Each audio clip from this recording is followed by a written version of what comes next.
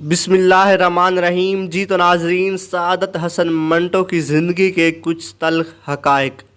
منٹو، تو 43 سال کی عمر میں خون تھوکتا پاگل خانوں میں آتا جاتا مر گیا۔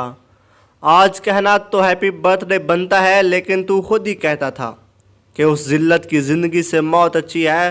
تو مبارک ہے کہ تو صحیح وقت پر نکل گیا۔ منٹو، تو نے جو دیکھا وہ لکھا، جو تو نے لکھا اس نے تجھے زندہ رہنے کے قابل نہیں چھوڑا۔ تو اگر زندہ رہتا تو جو دیکھتا وہ شاید لکھ نہ پاتا۔ تیرے دوست کہتے تھے کہ تو اپنے پیارے ممبئی شہر سے ہندو مسلم فسادات سے ڈر کر لاہور بھاگ گیا، کیونکہ تجھے لگا کہ تیرا کوئی ہندو یار ہی نہ مارتے۔ اگر آج تو زندہ ہوتا تو بھاگ بھی نہ پاتا۔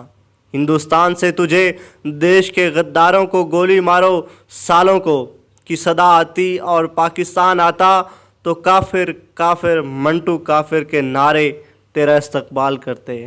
تو اپنی کہانی ٹیٹوال کا کتا کا مرکزی کردار بن کر رہ جاتا۔ تو نے ایک توبہ ٹیگ سنگھ لکھی، ہم نے سارے برصغیر کو توبہ ٹیگ سنگھ بنا دیا۔ اکثر لگتا ہے کہ ہم تیری کسی کہانی میں زندہ ہیں، شاید مسٹیک نامی کہانی میں، جس میں ایک چاقو پیٹ کاٹتا ہوا نیفی کی طرف آتا ہے۔ جب آزار بند کرتا ہے تو قاتل نیچے دیکھ کر تعصب کا اظہار کرتا ہے۔ او مسٹیک ہو گئی۔ اب ہم اس مسٹیک کو مسٹیک بھی نہیں کہتے، بلکہ سینے پر ہاتھ مار کر کہتے ہیں کہ بار بار کریں گے۔ تو نے ایسے لکھا جیسے تیرے قلم کو آگ لگی ہو، جیسے کاغذ جل کر راکھ ہونے والے ہوں۔ تو نے لکھا کہ عورتوں کے قتل کے بعد ان کا ریپ ہو رہا ہے۔ سرکار نے کہا ٹھنڈا گوشت فحش ہے۔ تو نے لکھا کہ غریب عورتیں دھندا کرنے پر مجبور ہیں۔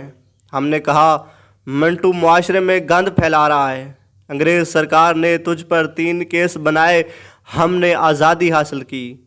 کروڑ سے زیادہ انسان بے گھر ہوا، 20 لاکھ سے زیادہ لوگ قتل ہوئے، لیکن آزادی حاصل کرنے کے بعد ہماری آزاد حکومت نے انگریز سرکار کا مقابلہ کرتے ہوئے 3 کیس تجھ پر اور بنا دیے۔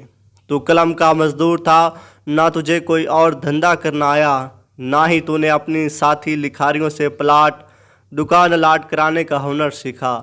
تجھے اپنے بچیوں کی دوائی اور اپنے دارو کے لیے بہت کاغذ کالے کرنے پڑے، لیکن ہم نے تجھ سے وہ روٹی روزی بھی چھیننے کی کوشش کی۔ تیری طرح تیرا قلم بھی خون تھوکنے لگا۔ امریکی خود چل کر تیرے گھر آئے، وہی امریکی جن کی غلامی سے آزاد ہونے کے لیے ہم اب بھی آپس میں لڑ رہے ہیں۔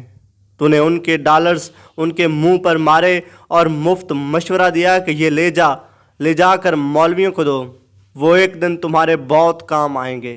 تیرے اس تانے کو امریکہ نے اپنی فارن پالیسی کا حصہ بنا لیا، اور ہم اسے آج تک بھگت رہے ہیں۔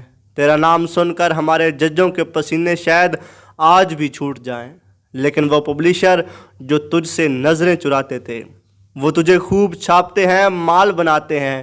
ادبی میلوں ٹھیلوں میں تیرا ذکر چلتا ہے، لیکن سکولوں اور شریف گھرانوں میں تیرا داخلہ اب بھی بند ہے۔ لیکن تجھے جتنا پیار پڑھنے والوں کی طرف سے اور نسل در نسل ملا ہے، وہ برصغیر کے کسی لکھاری کو نہیں ملا۔ سنا ہے تو وصیت کر کے گیا تھا کہ میرے قبر پہ لکھنا یہاں منٹو دفن ہے، اور آج بھی سوچ رہا ہے کہ وہ بڑا کہانی لکھنے والا ہے یا خدا۔ ہم نے تمہارا فرمائشی کتبہ بھی سنسر کر دیا، اور اس پر غالب کا ایک مصرع لکھ ڈالا کہ نہ کسی کو سمجھ آئے نہ کوئی اعتراض کرے، لیکن اب تو اپنے خدا کے پاس ہے۔ امید ہے اس نے تیری سالگرہ پر ایک آدھ بہشتی پوے کا انتظام کیا ہوگا۔ دل کھول کر پی اور اس سے پوچھ کہ بڑا کہانی لکھنے والا کون ہے، اور اگر موقع ملے تو ہماری جاری اور ساری مسٹیکوں کی معافی بھی مانگ لینا۔ Happy birthday Manto. Allah حافظ۔